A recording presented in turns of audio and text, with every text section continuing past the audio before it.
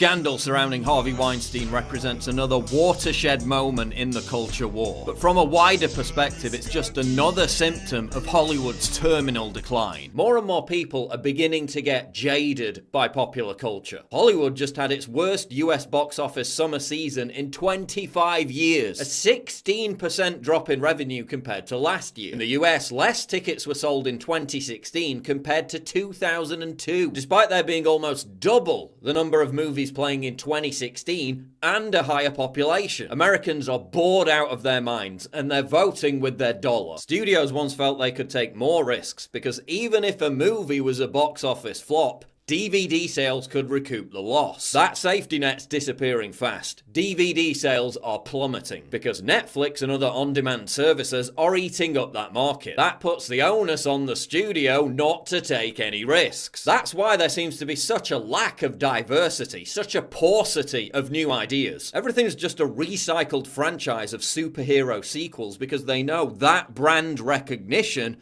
is always going to play well in the foreign market, mainly China. But now even those movies are starting to flop too. Everything is so stale, unimaginative, and tedious. But there's another reason for Hollywood's decline. With the political climate so polarized, many on the right are boycotting Hollywood because it's now become the primary vehicle for left-wing narratives. Make no mistake about it, this is a backlash against social engineering that is now prevalent in modern movies. Even the far left LA Times is asking, has Hollywood lost touch with American values? Look at Jennifer Lawrence, for example, days after she goes on a bizarre anti-Trump global warming rant. We voted, and it was really startling. Her new movie bombs and she announces she's quitting acting for 2 years. And yes, the primary reason is because the movie sucked. But with anti-Trump hysteria running rampant, studios, directors and actors increasingly see it as their role to become culture warriors, while pleasing the gods of political correctness by obsessing about diversity and gender balance. Top film critics with huge influence like Owen Gleiberman are openly calling on movies and awards shows to get even more political. Amplifying far-left axioms has taken precedence over and above what should be their only concern: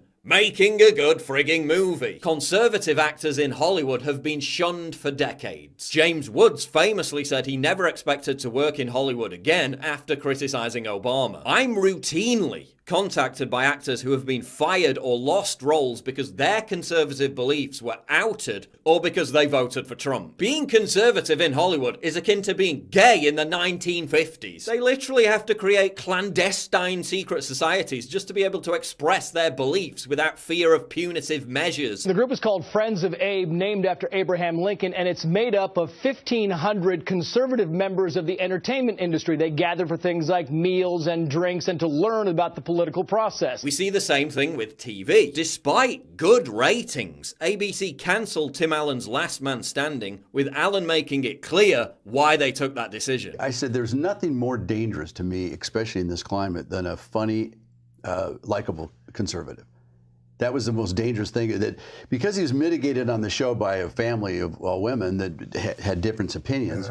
But the guy was a likable guy and really was a principled guy just about work and ethics and all this stuff. I think there's nothing more dangerous right now than a likable conservative. But then look at late night TV. The less they focus on comedy and the more they focus on spouting left-wing talking points, the further their ratings plummet. All of these shows combined can barely get 8 million viewers. Jay Leno used to pull in almost that on his own. Could it possibly have anything to do with the fact that all these men share the same bland stance on every single issue, and that one show is barely any different from the next? Everybody comes to Hollywood. The 1970s is widely acknowledged by film buffs as the best decade for consistently high-quality movies. Why? Because directors were given the freedom to experiment. The directors had the power, not the studio. Their main focus was narrative and character development, not whether the cast ticked enough diversity boxes, not whether they genuflected forcefully enough to prevailing left-wing dogma. Now those factors are paramount, the quality of movies is noticeably declining. On the flip side, movies and TV shows that don't bow to identity politics, thought police, are becoming more popular. Over the last 5 years, we've seen a rash of successful throwback-style TV shows that have at their core the rediscovery of stereotypically masculine traits. Hunting, guns, cars. Now that's starting to cross over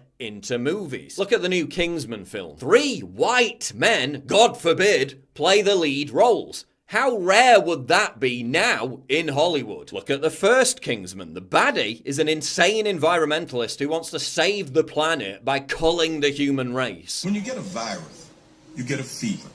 That's the human body raising its core temperature to kill the virus. Planet Earth works the same way.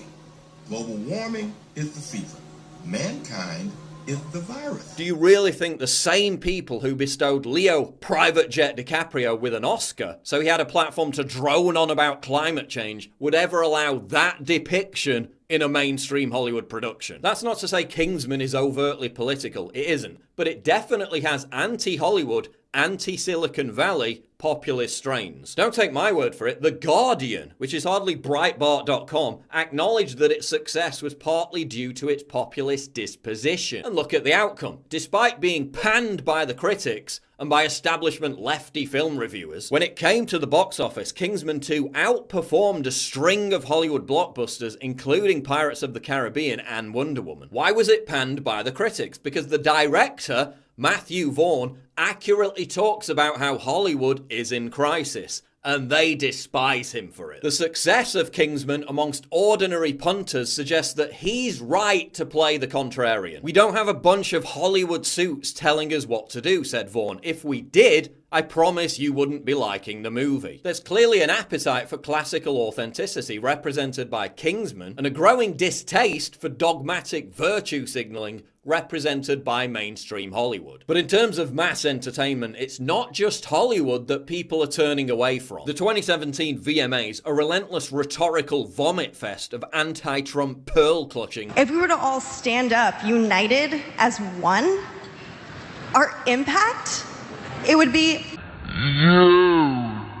Drew the lowest ratings in MTV's history. Its viewership has been declining for years. The Emmy Awards, during which Stephen Colbert repeatedly sniped at Trump throughout his opening monologue, also had its worst result ever in the key viewing demographic. We see the same phenomenon in sports. ESPN, which seems to be transforming from a sports network into some kind of social justice activist hybrid, has lost 7.4% of its subscribers in just 2 years. Its average total viewers have dropped 19.4% since 2014. Those drops are partly due to ESPN jumping on every identity politics bandwagon that comes along. Case in point, ESPN rebranded its Sports Center show to include political debate. Same result, they lost viewers. Same with the NFL. Since the take a knee controversy, ratings are down. The NFL has already lost millions of viewers since last year over the same issue. A new poll shows that 80% of Americans want less politics during sporting events. Recall the huge sigh of relief when Lady Gaga's halftime Super Bowl performance didn't include anything political. A clear majority of Americans say they're watching less football this year, with 69% saying it's because they're sick of, quote, players using the NFL as a stage for their political views. Whereas movies, music, and sports once provided a refuge for people seeking to escape political polarization, these forms of popular culture are now the main vehicle of indoctrination. This probably reflects the left's nervousness that it's losing ground in the culture war. Having dominated for so long, there's a growing insecurity that the tide could be turning. Generation Z is the most conservative since World War II. That's why the left feels the urge to constantly reinforce their dogma. Politics is downstream from culture, which is why both the left and the right wage holy war over the messages embedded in movies, television, music, and sports. And the left is beginning to feel its grasp slipping. Popular culture and counterculture culture cannot be truly independent and diverse if weighed down with the onerous burden of having to constantly regurgitate a partisan creed. True art thrives when it can connect with people at the level of universal human archetypes, ideas, sentiments, and concepts that exist beyond the realm of petty, sectarian, political squabbles.